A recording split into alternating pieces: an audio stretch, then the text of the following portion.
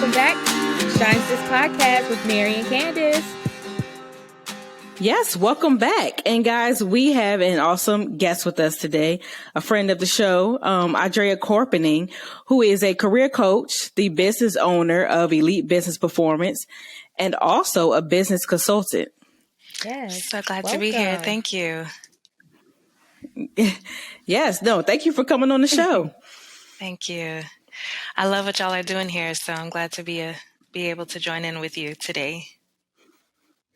Well, thank you. So, we're not going to waste any time. So tell us a little bit about yourself, Andrea. So, do you want the long version or just the short version? Give us the long version. So a long time ago, my dad, he retired from the Air Force. So I'm a military brat. I grew up in the panhandle of Florida. And so I went on to college. I went to Florida State. And what's funny is I always told people I would never date or marry a military man. But said that too. Right? Because I've seen, what my mom went through and then, just the struggle it put on us as kids too. And so I went through college. I worked as a bank teller during that time. And so when I graduated from college, I was a business woman. I became a bank manager when I was 20. Like I graduated from the program. Yeah. And so I was going out doing business development, trying to get people to move their bank account to my bank.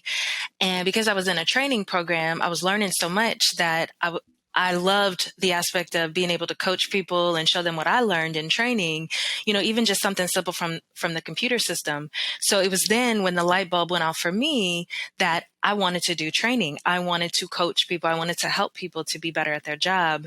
And so I had to wait about 9 months for a job to come open with my company. And then I became a regional bank trainer. I was one of those people that lived out of a suitcase. So I would be teaching a 5-day class in Atlanta 1 week. The next week I would be in Tampa teaching a 3-day class. Then I would go home. And then the next week I could be in Birmingham, Alabama. I was just like everywhere. And I was single and I was doing really good in my career. And then actually one of my friends was like, you need to meet somebody. So she took me to the military base. And I actually started, I actually saw my husband for the first time, but it wasn't, it was a while before we actually started talking and interacting. But long story short, I became a bank director in my 20s. And so I was heavily recruited by a company to become their training manager. And then after 2 months, they were like, yo, we want you to become our director of retail and do training.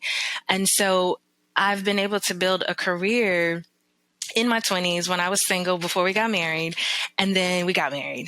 And I started on that military spouse carousel where it was kind of like he would get orders and then I would have to figure out what I was going to do with my career. I will tell you that my husband got orders to Canada and I started working at the U.S. Embassy as a temp assistant. And after 2 months again, awesome. I got hired. Well, They asked for me to go work directly for the U.S. ambassador to Canada. So even in some of the situations I've been in, I've been able to use the skills that I gained to take my career to be very successful in the challenges of being a military spouse. And then my husband, which we got married when he was towards the end of his career. And so he was already, pretty close to retiring. And so we ended up getting orders he got orders to Clovis, New Mexico. Do y'all know where Clovis, New Mexico is? No. I don't want to know. So Clovis is on the border of New Mexico and Texas. And so it's like a very small town. And so that's where I started my own company. And, my husband has been nothing but supportive of me and doing what I'm supposed to be doing. And so I've been running my own company for about 3 years now. And now we just recently moved to Tampa because he retired. So that's the short version. So you just been shining your whole life then. Like Yeah, exactly. Well, trying. Exactly. Some seasons are really good, and then others it's a struggle. But I'm definitely somebody that will do whatever needs to be done, and I'll learn. I'm going to try something no matter what. And so right. I have just been able to put myself out there. A lot of times I fail, but I pick myself up and I keep moving. So that's my story. Yeah, because I was going to say, like, you obviously come off already as a very ambitious person. So, what I was wondering, like, what were those moments like? Maybe when you had to deal with some type of hurdle, once you became a military spouse, that where you had to almost like correct your thinking in terms of being like, nope, I'm gonna still make the best out of this situation. Like, what kind of brings that motivation for you? So I would say my motivation comes from just knowing that I can do things. Like I'm smart, I'm willing to try things. So knowing that I can be successful, and so just being willing to just put myself out there and try. And so, like, just for me, it's just in me to work, to hustle, because I Right. like to grind. Like, even after having kids, so that's when we moved to Clovis. Cannon Air Force Base is what it is, but even when we moved there, I had to refine myself. Like, I had a baby and I was like, what am I supposed to be doing with my life? And I'm not one of those moms that can just be at home. Like, I want to do stuff. I want to meet people. I want to be out, And so I was in a city where there was nothing, and I had a baby, and I had to like figure out, well, what am I going to do? And what am I supposed to be doing? And so it was kind of hard for me at first, because as I mentioned, I had a career, I was traveling, I was doing all these things. And then I'm like, nobody. Like, I have nothing. I'm a military spouse. My husband's career is doing great. And I'm like, what about me? What Right. fulfillment do I have? Because I believe we need something for ourselves that only makes us better. And so, to answer your question, my motivation has just come from knowing that I have a purpose in this world and just pursuing it. Even if I make a mistake, I'm gonna do what God has put me here on this earth to do. And then Amen. Yeah. yeah. Wow. So you said you started your own business and you're going on 3 years. So tell me a little bit more about your business. So my main business, because I do business under Elite Business Performance, but my main business is I do talent development and career development support for businesses. So it's kind of like a project manager when a company says, hey, we need to open a new location, or our employees are having issues with, something, maybe customer service is an issue. They bring me in as a project manager to help them solve those issues. And so I'm really good at starting things or fixing things. And so that's my moneymaker is when something's wrong or something needs to grow, I can come in and help put the structure in place and do the training for the employee so they can then sustain it. And so Okay. I have a lot of different projects for companies across the US where I help them do the training, or it may even be helping them hire somebody to do the actual program or to get things up and running. And then I'm working on a project now for a city who they want to have like a remote working incentive for their local residents. And so I'm helping them to create a training program to help coach people to find remote working jobs, and then to build their skills so that they are competitive in the market, because it's hard to get a job, for some people, and right now it's just so competitive. And so Right. coaching the people that want to go through this program and creating this program that they can then build their local residents to find remote job opportunities. So it's a lot of projects that I manage. And then the other aspect of that is I do coaching for women to help women to get promoted into management level positions, because there's so many women in the workforce now that are hard workers that deserve to be at the table where decisions are made. But, Yes. you know, it's a difficult thing for some people to get to the table. And so I help them with not only their resume and job coaching, but really helping them to stand out from others in that so they can get promoted into higher level positions. Awesome. So, with that, was there something in particular, that happened either in your life, in your own personal life, or somebody that or somebody you interacted with that kind of sparked that desire in you to want to focus on women and helping them elevate? Or was it just a feeling of something, So I would say it's just throughout my career, I've seen women that were the first person to get to work and the last person to leave, or, they were burning themselves out doing the work and then expecting to get promoted. Like I had a friend that was like, I'm doing everything and they keep passing me over. They're bringing people in to be the manager and then I have to train them. That's the story of a lot of women. And so I talk to a lot and that say that that's the very thing that happens. And so just having that passion to see that there is a void there. And with the success that I've been able to have and be blessed to have in my career, I just want to help. And so one thing I would say is a lot of times women aren't putting themselves out there. So there's a book that I believe in that says, like success is based on 60% of your success is based on your exposure.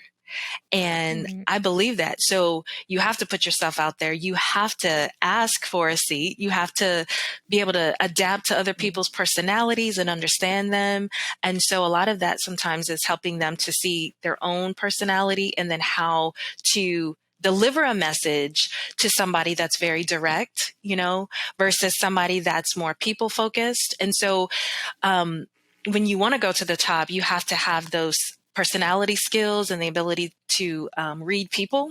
And so that's one of the areas that I've had, close friends and then people that I've worked with that I've been able to help them see how to read people. And that's kind of one of the keys that they use, as well as building their exposure to help them get to where they want to be. Wow. Awesome. Now, has like a lot of your knowledge, is it came more from your experience in the workplace, or do you feel like it's been a combination of other things? 'Cause I see you just mentioned that, a book you were reading and stuff like that, or, because now that you have these programs and stuff like that, where you're out there helping women, I'm just wondering, is it, something that you rely on your personal experience to refer back to? So I would say it's a combination, but one of the keys that has helped me has been DISC behavioral styles. Do y'all know what DISC behavioral styles are? Mm-mm. So basically, no. DISC is like Myers-Briggs or a personality assessment, and it breaks it down into 4 different personalities that or behaviors that people tend to have. And so I got certified in DISC when I was a regional bank trainer, and we're talking like 2006 when I was fresh and starting my career. And so that's actually what I've used throughout my career to understand people and to understand how to communicate with them. And so that's actually something that I do with people. I have an assessment. I'm certified, and I provide those assessments where I'm able to see where when someone takes the personality assessment, I'm able to see, well, what are their behaviors? How do they communicate? Are they someone that's very direct, saying, this is what I want done, and this is how I want you to do it? Are they direct? Are they more kind of reserved and more considerate of others? Are they gonna, wait to receive instructions? Are they going to be proactive? So the assessment kind of shows how someone's behaviors are. And so, as I mentioned, that's kind of what I've used in my career to interact with CEOs and business owners and being able to read them because of DISC and the personalities or behaviors that they exhibit, and then interact with them in a way that complements what they need. And so a combination of what I've been able to use is DISC behavioral styles, and then being able to look at successful relationships that I've had. Right. So, to give you an example, I once had a boss, and it was a president of a company, and the individual was very people focused, right? So they didn't want to offend everybody. They wanted everybody to be happy. And that's how they led the company. It was kind of like, there was conflict and there was issues in the company, but no, they didn't mean that, or, oh no, you just do that, and then they just do that. And so they wanted everybody to be a happy family, which is important, but they also needed to bring the hammers sometimes to get people to do their job, if you know what I mean. Right. And so Right. with that boss, I couldn't just be like, this is what we need to do. This is how we need to do it. I had to like adjust my message to say, I think this is going to help everybody, right? Just even some of the simple words that I had to use and frame it was different than how maybe I would deliver it to another CEO. And so, I would say a lot of that is going to be that combination of understanding personalities, and then just from my own personal experience of being able to see the types of conversations that make someone successful over others that I failed in. Okay. So what's some advice or tips you can give to the military spouses, that are constantly changing duty stations and things like that, but still trying to grow in the career field? Yes. So one of my first tips I would give is you have to know what your moneymaker is. Get clear on what you're really, really good at. Because if you look at your entire career, there's going to be skills that you have that stand out, right? So maybe you were really good at reports and being detail oriented and catching mistakes. Well, that's going to be your moneymaker. And that can translate into multiple different careers of being detail oriented, and being thorough. Or maybe you're really good at meeting people and you can meet anybody, even in the grocery store or whatever. And so customer interaction or being able to greet people, but those are little things that we overlook that are actually reasons why companies would pay you a lot of money. You just have to know what those skills are and then relate them to the type of career field that you want. And so, sometimes we have multiple jobs, different types of backgrounds, but if you really look at it and pinpoint what you like to do and what you're good at doing, there's a lot of different career fields that we often overlook or we just don't know are out there because we only, if we're not exposed to different job opportunities or different skill sets, then you could be limiting your own self and not capitalizing on the skills that you actually have. So definitely talk to a career coach or use your, family readiness center, because they often have career coaches or people that can look at your background.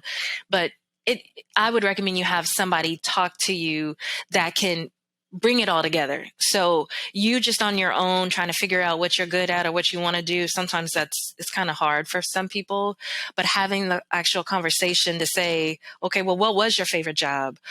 Why did you like that job? Tell me some success stories you had from that job.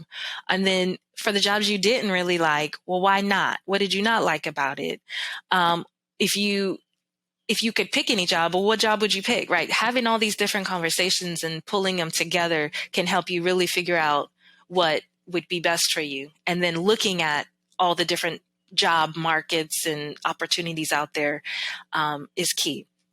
And then I get a lot of military spouses that say, oh, I don't want to volunteer no more. I don't want to do nothing with my husband or my spouse's squadron. Like, I don't want people to take advantage of my time. But volunteering, or really just the exposure that you get from just putting yourself out there, is more valuable than applying to 50 million jobs every day. And so you have to show people how amazing you are, and you can do that by volunteering. I can tell you how many times, I have volunteered, or I've gone to events, even with my, when my husband was active duty, and I would meet the very people that could make the connection to where I wanted to be. And so just putting yourself out there in those environments, even online and virtual now with COVID, just meeting people. If people don't know you are there and they don't know what you're good at, then you're pretty much limiting your own possibilities that are there. Wow, thank you. Wow, yeah, that's yeah, I would say that's great advice, because I know there's a lot of times when certain events will come up and I'll, find reasons not to attend, and then my husband is also kind of like relaxed, where he doesn't take advantage of some of those opportunities. And we said this time around we're gonna be a little bit better. So I guess it's a sign, because I just got invited to something on for next Friday, and now that hearing you say that, you know what, maybe I'll go attend and see Yep, see if I can make the best out of the situation. Well, Right. But go ahead. I'm sorry. Oh, no. Go ahead. So, no. We want to hear from you. And it's just meeting people and talking to people, just networking. Especially if you are looking for a job, you should be networking. You should be letting people know what you're good at and what you're doing, and just having conversations, right? So you might have a project you're working on right now, and it's like, tell people about it. And then that's actually where if you know what they have going on or whatever, you can help make connections. And I find we actually have to look out for each other in the military spouse community. I still call myself military spouse community because my husband is retired. And so I'm still kind of, in that world. But it's like, right. I was recruiting for a government contractor for actually where we moved from back in Clovis, New Mexico, that town I was telling you about. And it was a military spouse that I had put it out there that I was trying to hire somebody for this particular job for this company. And so she messaged me and was like, hey, I know another military spouse. She told me she was looking for a job. Right. I ended up getting this girl hired, the other military spouse hired, because nice. the girl the military spouse I knew that this other girl was looking for a job. And so if people don't know that, then they can't pass on the message or they can't connect you. And so sometimes we do get in that bubble where it's like, I'm just going to be in my little bubble here. Don't want to tell people. Right. But if you have a business, you have career goals, or you're trying to do things, putting them on display without being taken advantage of. There's a difference between somebody taking advantage of your skill, but, let's say you do video editing, volunteering to do it for somebody or an organization could open up so many doors, of course, where you would make them pay for the services after that. But putting it on display, now it's like, hey, I want you to do mine. Hey, can you do this for me? And so, right. So just putting yourself out there and having the limits, of course. So I'm not saying let people take advantage of you, but if they don't know about it, then they can't support you. Right. Right. Exactly.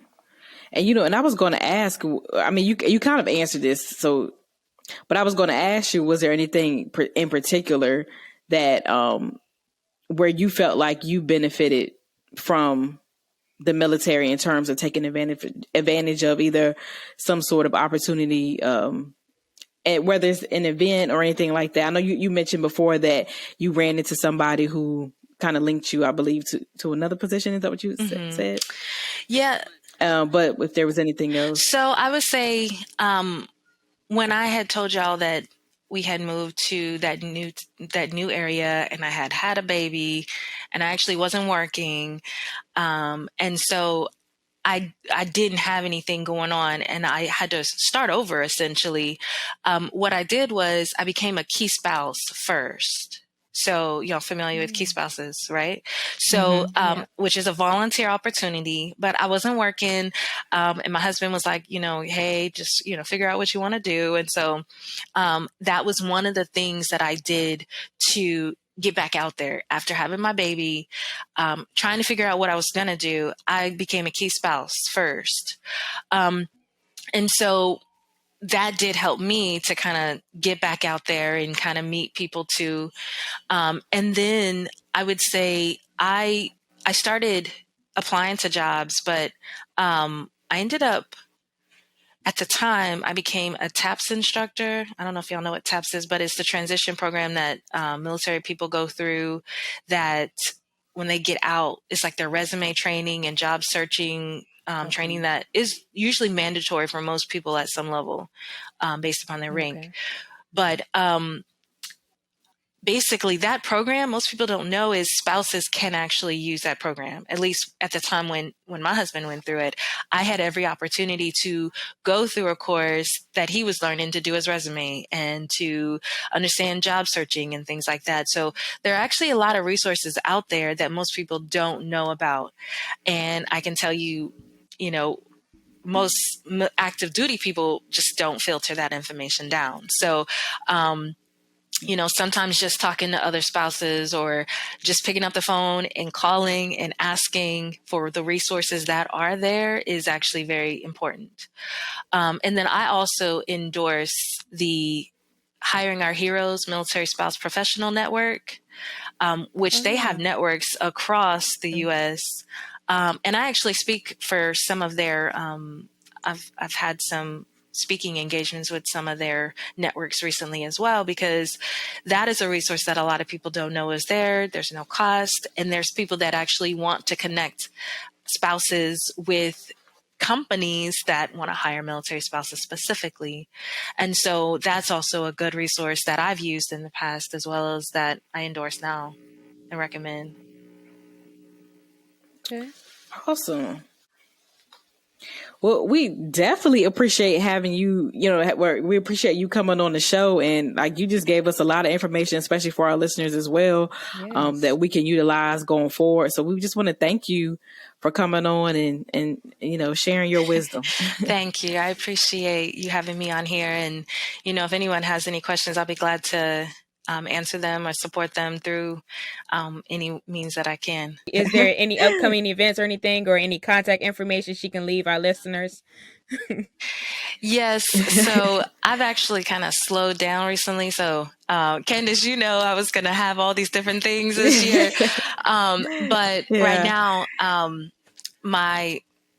the only thing that I'm really doing is just the one-on-one coaching. So, I do have where if somebody's kind of not sure what to do or what they want to do, or they want to get promoted into a management or senior level position, I do the one-on-one coaching right now. So you can contact me through Andrea at elitebusinessperf.com. And that's my email address.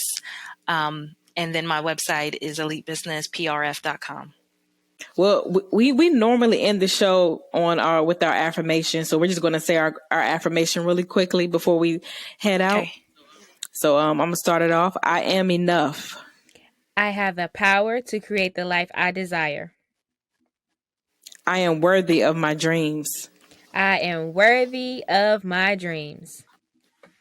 Yes, yes. Thank you again, Andrea, for coming on the show. We appreciate it so much, Thank you for having me. Thank you. And remember, Shine Sis, you got this. You got this, girl.